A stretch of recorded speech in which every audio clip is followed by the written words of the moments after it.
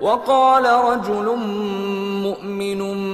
من آل فرعون يكتم إيمانه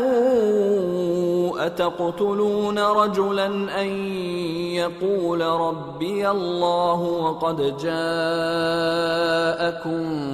بالبينات من ربكم وإن يك كاذبا فعليه كذبه وإن يك صادقا يصبكم بعض الذي يعدكم إن الله لا يهدي من هو مسرف كذاب يا قوم لكم الملك اليوم ظاهرين في الأرض فمن ينصرنا من بأس الله إن جاءنا قال فرعون ما أريكم إلا ما أرى وما أهديكم إلا سبيل الرشاد وقال الذي آمن يا قوم إني أخاف عليكم مثل يوم الأحزاب مثل دأب قوم نوح وعاد وثمود والذين من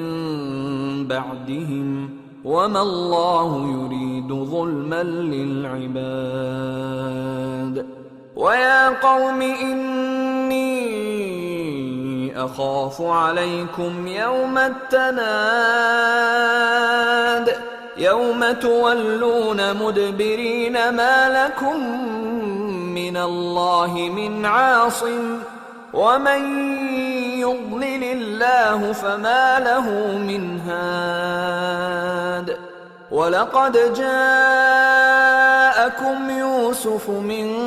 قبل بالبينات فما زلتم في شك مما جاءكم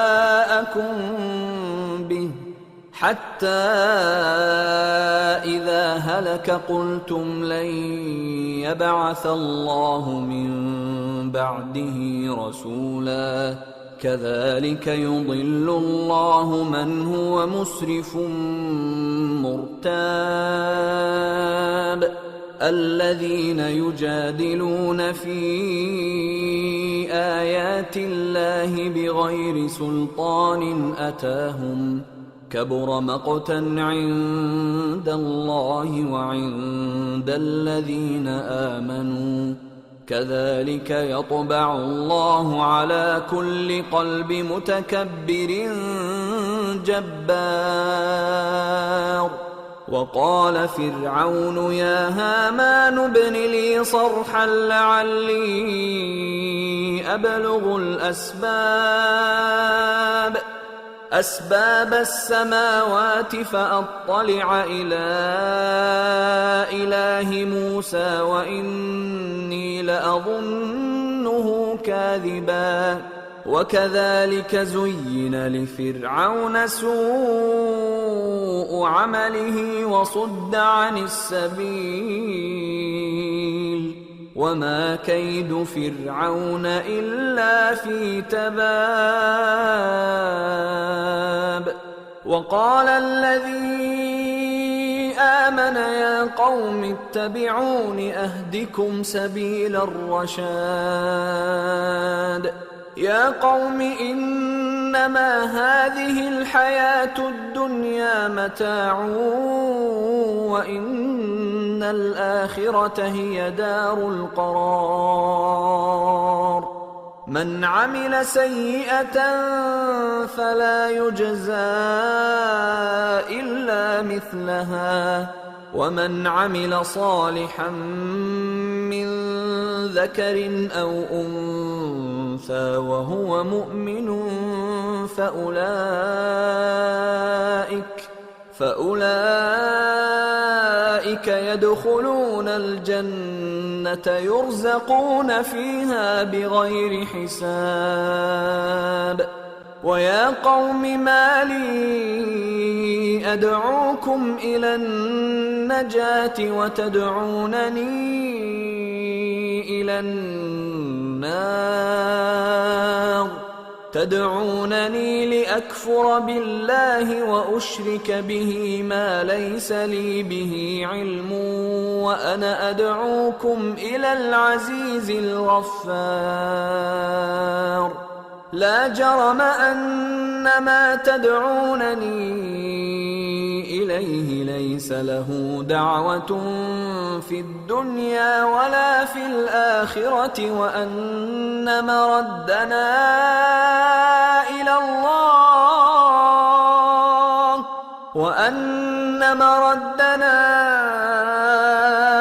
الله وأن المسرفين هم أصحاب النار فستذكرون ما أقول لكم وأفوض أمري إلى الله إن الله بصير بالعباد فوقاه الله سيئات ما مكروا وحاق بآل فرعون سوء العذاب النار يعرضون عليها غدوا وعشيا ويوم تقوم الساعة أدخلوا آل فرعون أشد العذاب وإذ يتحاجون في النار فيقول الضعفاء للذين استكبروا إنا كنا لكم تبعا فهل أنتم مغنون عنا نصيبا من النار قال الذين استكبروا إنا كل فيها إن الله قد حكم بين العباد وقال الذين في النار لخزنة جهنم ادعوا ربكم يخفف عنا يوما من العذاب قالوا